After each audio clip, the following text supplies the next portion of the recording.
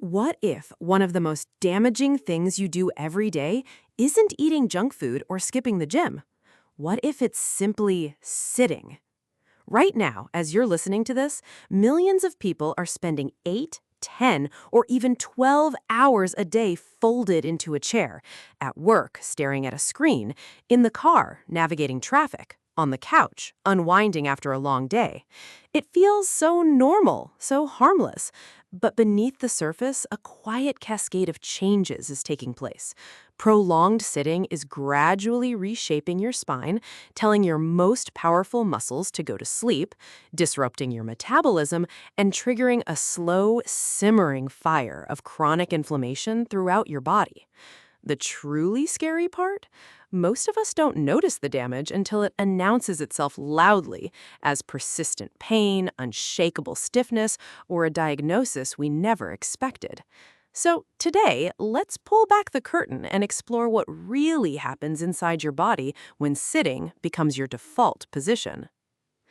The human spine is an engineering marvel, evolved over millennia for dynamic, upright movement. Walking, running, bending, twisting, these are the activities it was built for. It's composed of 33 vertebrae, stacked like a sophisticated column, supported by a web of muscles and ligaments, and cushioned by shock-absorbing discs. When we stand and move regularly, this entire system works in harmony, distributing the load of our body weight efficiently. The natural, gentle S-curve of our spine is maintained, allowing it to be both strong and flexible. But when you sit for long periods, especially with the poor posture that inevitably creeps in, that beautiful design begins to break down. The physics change. The natural curves of the spine begin to warp under the new, sustained load. Think about it. Your head, which weighs about as much as a bowling ball, starts to drift forward, away from its center of gravity. Your shoulders slump and round inward. Critically, the elegant inward curve of your lower back begins to flatten or even collapse outward. Over months and years, this altered position places an abnormal, relentless stress on parts of the spine that were never meant to bear that kind of sustained pressure. It's a slow-motion architectural failure happening inside of you. Many people assume that sitting gives the spine a chance to rest and decompress, but ironically, for your spinal discs, prolonged sitting is often more stressful than standing. These discs are the gel-filled cushions between your vertebrae. They need movement to stay healthy. Movement helps pump fluid and nutrients into them, keeping them plump and resilient.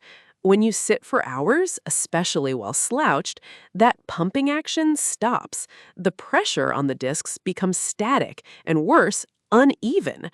Imagine squeezing one side of a jelly donut. The filling gets pushed to the other side.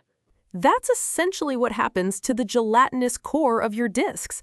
Some areas experience significantly greater stress, leading to wear and tear. Over time, this can contribute to disc degeneration, where they lose height and hydration. It can lead to bulging discs, or the inner material pushes against the outer wall, and in some cases, painful herniated discs that press on spinal nerves. So the great paradox is this. Your spine isn't being damaged by too much movement, it's being damaged by the profound lack of it. This muscular shutdown creates a dangerous chain reaction. Your body is a master of compensation. As your powerful glute and core muscles become weak and dormant, other, smaller muscles are forced to pick up the slack. Your lower back muscles and hamstrings, for instance, have to overwork to stabilize your pelvis. The result is chronic tension, stiffness, and the development of poor movement patterns. This is precisely why so many people experience nagging neck pain, shoulder tension, and lower back pain despite never having suffered an acute injury. Their pain isn't from a single event, it's the cumulative result of a system that has been thrown completely out of balance, one silent, seated hour at a time. But the effects of sitting don't stop with your bones and muscles. They extend deep into your body's internal chemistry, into your metabolism. When your large muscles, like the ones in your legs and buttocks, remain inactive for long stretches, their cellular engines power down. They demand far less glucose from your bloodstream and burn fewer fatty acids for fuel. Consequently, your body's ability to regulate blood sugar becomes less efficient. Your fat metabolism slows to a crawl. This metabolic slowdown is a trigger. Researchers have discovered a clear and consistent link between prolonged sedentary behavior and increased levels of inflammatory markers circulating in the bloodstream. This isn't the kind of inflammation you get after an injury, the swelling and redness that signals healing. This is chronic, low-grade inflammation, a silent internal fire that smolders for years, quietly damaging cells and tissues. This type of systemic inflammation has been identified as a key driver behind many of modern society's most feared diseases: heart disease, type 2 diabetes, obesity, and even cognitive decline and accelerated aging.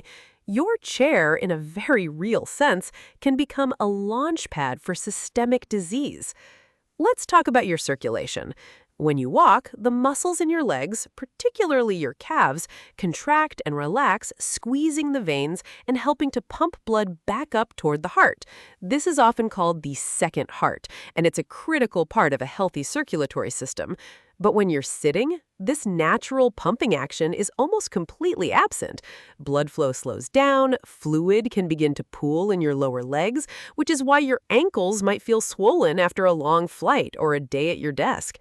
Over the long term, your blood vessels can become less responsive and more rigid. Over many years, this circulatory stagnation contributes directly to cardiovascular problems. Your heart was designed to work in partnership with a moving body. Every step you take, every time you stand up, you are activating this system.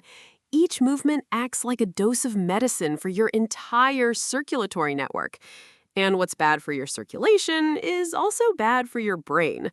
Your brain is an incredibly energy-hungry organ, demanding a constant, rich supply of oxygen and nutrients, all delivered by your bloodstream. Regular physical activity boosts that blood flow, supporting memory formation, enhancing focus, and promoting the release of beneficial brain chemicals like endorphins and BDNF, brain-derived neurotrophic factor, which is like fertilizer for your neurons. It should be no surprise, then, that extended periods of sitting have been associated with reduced cognitive performance, increased mental fatigue, and even higher rates of anxiety and depression. Your brain did not evolve in a vacuum. It evolved alongside a body that was built to move. That connection is not optional, it's biological. When the body becomes stagnant, the brain feels the effects. After hearing all of this, it might feel overwhelming. But the good news is that the solution isn't to run a marathon every day or to eliminate sitting entirely.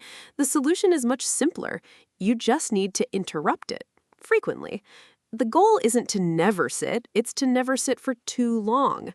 Stand up regularly. Set a timer for every 30 or 45 minutes. When it goes off, just stand. Walk for a few minutes. Go get a glass of water. Do a few simple stretches right at your desk. Make a conscious effort to strengthen the muscles that sitting deactivates, especially your core and your glutes. Pay attention to your workstation ergonomics, and most importantly, weave more movement into the fabric of your entire day. Take the stairs, park a little farther away, pace around while you're on a phone call. These small, consistent acts are profoundly powerful. Your body was never designed to remain motionless for hours at a time. It is a dynamic organism that craves and requires movement to function correctly. Every day you choose to move, you are actively protecting your spine, your muscles, your metabolism, your heart, and your brain. The question we need to ask ourselves isn't simply whether exercise is important. We all know it is. The real question is, how much uninterrupted sitting can your body tolerate before it begins to pay the price? The answer, for most of us, is far less than we think.